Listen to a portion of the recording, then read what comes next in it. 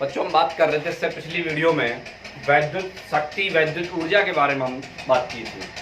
वहाँ हम वीडियो का एंड कर चुके थे व्यापारिक मात्रक पर। व्यापारिक मात्रक जो हमने बताया था किलोवाट घंटा बताया था, उससे आगे की कहानी हम शुरू करते हैं। उससे आगे की कहानी हम जो शुरू करते हैं कि जो हमने व्यापारिक मात्रक आप लोगों को किलोवाट घंटा जो बताया था, ठीक है, उसको जो है शॉर्ट में KWH भी लिख लिया जाता है। इस KWH की जानकारी सब लोगों को है, लेकिन कुछ समस्याएं होती हैं या कुछ ऐसी बातें होती हैं जिनकी वजह से हम उसको ध्यान नहीं दे पाते।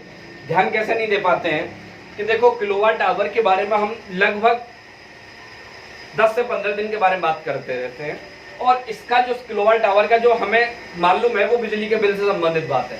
बिजली के बिल से संबंधित बात यह है कि हम लोग बिजली का बिल जब आता है तो हम कह देते हैं कि हमारे घर का जो बिजली का बिल इस बार 50 यूनिट आया है, 100 यूनिट आया है।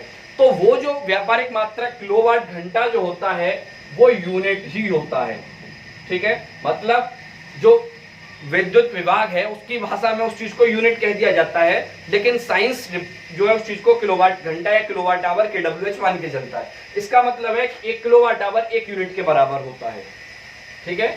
1 किलोवाट आवर जो है वो 1 यूनिट के बराबर होता है। अब आप लोगों को एक चीज यहाँ ये समझनी है कि 1 किलोवाट आवर या 1 यूनिट जो हम मान के चलते हैं, इसमें हम कितनी ऊर्जा की खपत कर चुके होते हैं, कितनी ऊर्जा हमारे वैद्युत उपकरणों जो है वो कर चुके होते हैं, उसके बारे में हमें समझना है। 1 किलोवाट घंटा या 1 किलोवाट आवर या 1 यूनिट के बारे में।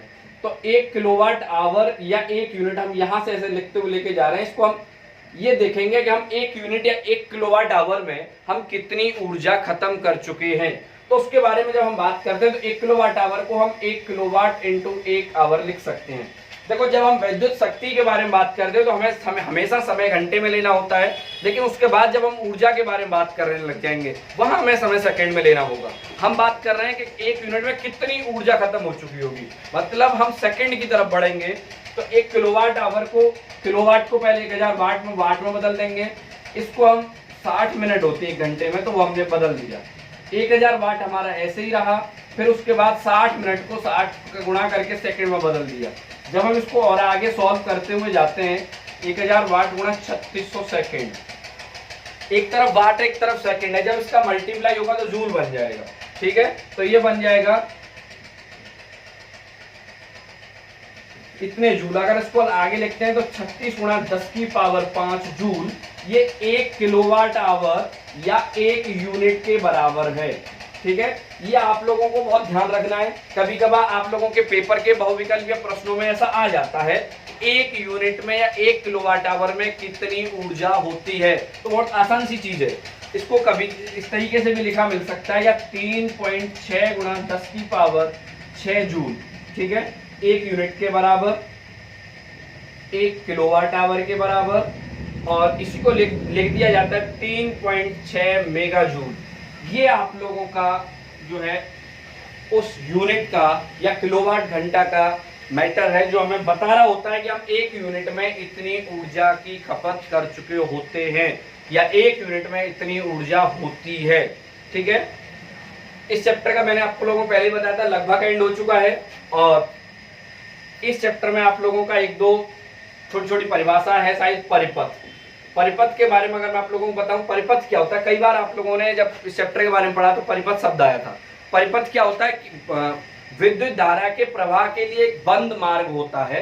मतलब जैसे ये हमारे पास प्लस माइनस ऐसे करके कोई भी विद्युत उपकरण हमने लगा दिया, तो इसमें होकर के जब करंट प्रवाहित हो रहा होगा, विद्युत धारा प्रवाहित हो रही होगी, तो उस टाइम पे इसका मतलब परिपथ पूर्ण होता है। परिपथ का मतलब है विद्युत धारा के लिए बनाया गया एक बंद मार्ग, ठीक है।